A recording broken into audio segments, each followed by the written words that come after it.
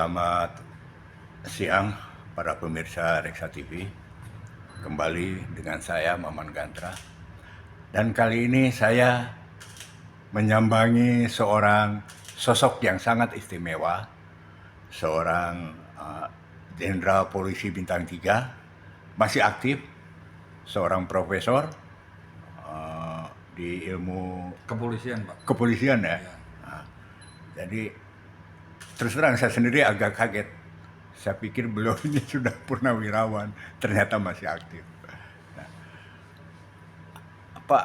apa karena ini saya mewawancarai beliau ini dalam konteks seni budaya ya. Dan beliau ini sempat beberapa kali mengadakan pameran ya Pak ya. Sudah bahkan kalau tidak salah juga sempat mengkurasi beberapa pameran.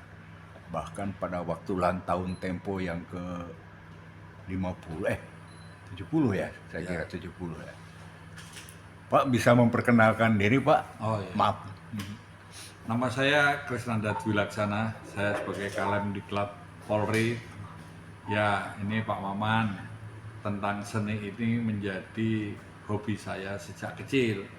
Memang dari dulu cita-cita saya pengen jadi pelukis gitu ya. Cuman orang tua saya kan tidak mampu, maka saya harus sekolah dan sekolah yang mendapat beasiswa. Nah, salah satunya saya memilih masuk Akademi Kepolisian. Tetapi setelah itu kesukaan saya ini terus bukan semakin redup tapi semakin Menjadi-jadi. semakin nah, itulah. Saya berterima kasih kepada guru saya Bapak Barkah Suripto almarhum. Beliau guru saya di Sanggar Sungging Purbankoro ketika saya SMP sampai SMA. Saya ikut dengan beliau dan beliau selalu menyampaikan saya untuk terus melukis walaupun gaya saya akan ekspresif dan terus semangat walaupun nantinya menjadi ekspresif tetapi tetap belajar realis sekuatnya gitu, sak bosennya gitu. Nah, kemudian saya selama 4 tahun di Akpol tidak melukis, tapi saya bekerja ikut tim dekor, tim taman, tim buku kenangan, membuat kartun, ilustrasi dan banyak hal. Nah, ketika lulus di Solo saya ketemu sama almarhum Pak Didik Suwardi. Nah, beliau mantan polisi yang juga pelukis. Beliau selalu mensupport saya, menyemangati terus. Ya, ini juga teman-teman ya. Jadi saya terus melukis. Kemudian sebetulnya tahun 2015 saya sudah berhenti melukis. Ketika saya menjadi Kaprodi S3 saya sedikit berhenti karena saya kebanyakan menulis yang lain ya. Tapi ketika tahun 2016 saya kedatangan lagi namanya Tato Kastarja sama Joko Kisworo, pelukis dari Ancol. Wah, nyemangati lagi dan terus malah remnya blong itu belandang kemana-mana. Kemudian saya juga ketemu dengan Pak Sanagra, Pak Isulyanto almarhum, Jakanda, Pak Sriwarso juga membahas tentang Bali Budaya. Nah, Bali Budaya ini memang menjadi tempat kita dialog, diskusi karena kita mau tidak mau akan terus mengembangkan ya. Kita memerlukan ruang. Nah, menurut saya seni itu dialog antara indera dengan jiwa, di mana antara penciptanya dan juga para penikmatnya bisa menelusuri dan bisa mengikuti lorong-lorongnya dan relung-relungnya sehingga ada satu frekuensi yang sama untuk bisa memahami apa yang ada dalam jiwanya. Saya menyadari dan meyakini bahwa seni adalah karya jiwa dan dalam karya seni ada jiwanya. Nah, disitulah kira-kira saya mulai mengembangkan untuk terus bukan hanya untuk pameran diri saya saja, tetapi saya juga ikut membantu atau mengingatkan kembali para senior-senior atau para pelukis-pelukis senior yang sudah meninggal ataupun mungkin sudah sedikit terlupakan. Jadi saya bersama tim juga pernah memamerkan di Bali Budaya untuk pameran cokot dan cokotisme. Jadi pematung cokot dari Bali. Ini 4 generasi cokot untuk pameran di Bali Budaya, kemudian memamerkan karya dari Pak Ipi Ma'ruf dan memamerkan karya Pak Pramono, memamerkan karyanya Pak Subro, Pak Gatot, Pak Aisul, Pak Andi Suwandi, pameran wayang, pameran karyanya Pak Non-O, Sudi Purwono, karyanya Pak Anwar Rosid, karyanya Pak GM Sudarta, karyanya Pak Thomas Leonard, karyanya Sentot Widodo, Susilo Budi Purwanto, kemudian karyanya Pak Tugiman Wayang Beber. Wayang Beber. Nah, ini juga banyak hal lain yang kami sudah lakukan ya. Dan ini kita persiapan untuk pameran-pameran lain. Selanjutnya saya ingin langsung bertanya ini ke Pak Krisnanda Dwi Laksana. Ini seperti yang tadi diceritakan oleh Mas Jeffrey bahwa profilnya sungguh beragam perupa yang ada di sini. Salah satunya ini adalah pelukis, namun adalah anggota Polri aktif gitu, luar biasa. Ini saya ingin tahu bagaimana ceritanya Bapak sebagai anggota Polri aktif. Ceritanya gimana sih memulai jadi pelukis awalnya? Sebenarnya begini, kalau saya ini melukis sejak kecil ya, jadi dari SD memang sudah melukis. Nah kebetulan memang karena situasi dan kondisi yang mungkin kondisi orang tua ya, saya harus mencari sekolah yang dapat beasiswa lah, katakan begitu. Kemudian saya masuk di Akpol. Selama di Akpol memang lama tidak melukis, tapi masih bikin kartun, bikin dekorasi, bikin macam-macam, bikin taman gitu. Nah, ketika saya lulus, saya ketemu dengan pelukis Didik Suwardi. Pak Didik Suwardi itu juga purnawiran Polri. Beliau menyemangati saya untuk melukis lagi. Diajak melukis pameran 6 bulan kok lama, susah sekali gitu ya. Sehingga saya berjanji sama diri saya sendiri, saya harus belajar sendiri.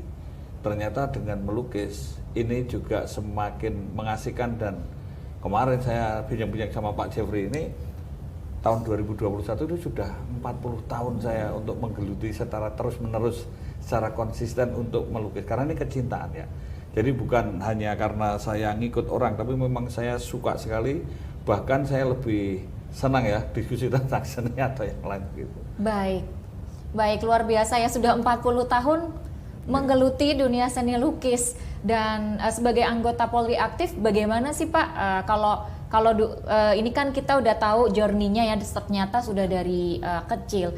Namun setelah, biasanya kan orang kalau sudah sibuk dengan pekerjaan begitu ya, dengan pekerjaan Bapak sebagai anggota Polri aktif, bagaimana sih menyempatkan waktu untuk secara konsisten itu tadi melukis? Sebenarnya kan kalau pekerjaan polisi ini salah satunya juga untuk kemanusiaan, untuk menjaga keteraturan sosial. Nah dari sisi-sisi kemanusiaan yang dihadapi itu ternyata itu ada seninya, ada sesuatu yang menginspirasi, ada yang bisa saya jadikan suatu tema atau topik yang akan saya lukis. Entah itu kehidupan sosial, entah itu permasalahan-permasalahan sosial, bahkan juga sesuatu yang boleh dikatakan seni ini sebenarnya merupakan suatu solusi bagi masyarakat untuk menghilangkan kepenatan dengan rupa, nada, suara, gerak, kata, apa saja ini sebenarnya mereka mempunyai ekspresi itu. Nah saya sambil berdinas, sambil bertugas, saya bisa coba menangkap kepekaan itu. Setiap ada peluang kesempatan, maka saya buat, entah itu mulai sketch sendiri atau sudah selesaikan kanvasnya, maka saya mencari momen atau style buat saya yang bisa cepat untuk mengekspresikan, atau setidaknya saya bisa membuat secara on spot dan lain sebagainya. Baik, jadi memang selain hobi tapi juga harus tetap disiplin ya Pak ya di sela-sela pekerjaan. Nah, satu hal lagi yang menarik Bapak dari berbagai corak rupa yang ada di pameran ini. Salah satu lukisan yang ada dari Pak Krisnanda adalah lukisan abstrak, dan memang Bapak selama ini dikenal sebagai perupa dengan aliran lukisan abstrak. Mengapa sih Pak abstrak tuh yang dipilih gitu genre-nya? Jadi begini, sebenarnya ketika saya mengikuti Sanggar Sungging Purbangkor waktu itu saya SMP ya kelas 2, guru saya itu mengatakan, "Dek, kamu ke depan akan menjadi ekspresif dan mungkin abstrak ekspresif gitu ya."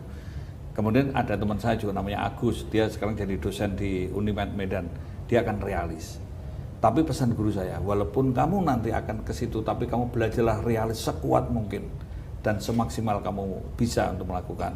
Nah, memang melukis itu kan ekspresi jiwa, suatu yang disampaikan baik melalui garis, kata, warna ataupun lain menjadi rupa. Ini kan suatu penyampaian. Inilah yang menurut saya cocok, atau setidaknya kira-kira ekspresi jiwa saya seperti itu. Kalau Pak Sujoyono mengatakan jiwa ketok, adalah jiwa ketok saya seperti itu. Kalau kata Pak Widayat ada greng. Nah inilah sebetulnya saya ingin mencoba membuat apa yang saya sampaikan itu bisa menyentuh penikmatnya ada suatu dialog sehingga bisa orang mengajak kontemplasi, tidak hanya sekedar hanya berdiri melihat lewat, tapi perlu ada suatu kontemplasi.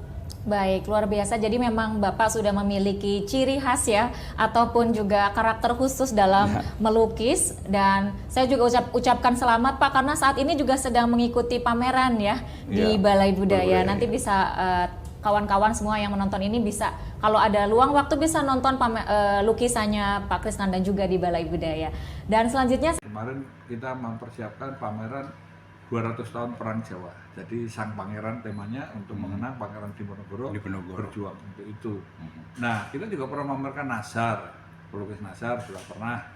Jadi tribute gitu ya, kita juga membuat suatu apresiasi kepada para pelukis-pelukis senior-senior yang sudah lampau atau sudah mulai dilupakan untuk selalu dikenang kembali. Pernah juga karya Pak Wid NS, penciptanya Godam, Pak Heri Wibowo, ilustrator dari Api Bukit Menoreh, Esa Mintarja. Nah, ini yang coba kita angkat kembali, ilustrasi, ilustrator, kartun, lukisan, patung. Ini kita wayang juga pernah kita sampaikan. Sangat menarik ya. Terutama ini ya, gini Pak, Jakarta ini memiliki banyak sekali. Ya sangat Pak, sangat banyak. Nah, Balai Budaya ini buka arah mana kira-kira di tengah? Jadi Balai Budaya itu menjadi ruang dialog Pak. Jadi kita ini membuat ruang merdeka, ruang dialog agar para seniman bisa saling mengekspresikan, mendialogkan, dan juga memamerkan karya-karyanya. Karena mau tidak mau kita tetap masih butuh ruang. Jadi walaupun ini era digital, maka seni-seni konvensional menurut saya ini tetap masih ada ruang untuk dialog, dan kita juga tumbuh kembangkan, karena seni ini adalah bagian dari kemanusiaan, bagian daripada bagaimana manusia mengatasi kepenatan hidupnya dan bisa terus menumbuh kembangkan. Wah, menarik sekali ini. Terus secara Bapak, secara fisik apa akan ada perbaikan? Ya tentu kita ini bukan masalah fisik lagi ya Pak, tapi kan kita, menurut saya kita lebih banyak bermain pada dunia virtual. Tentu kalau dengan virtual kita punya link untuk media sosial, maka kita bisa menyampaikan aspirasi, pikiran, diskusi-diskusi, atau gagasan-gagasan, atau karya-karya.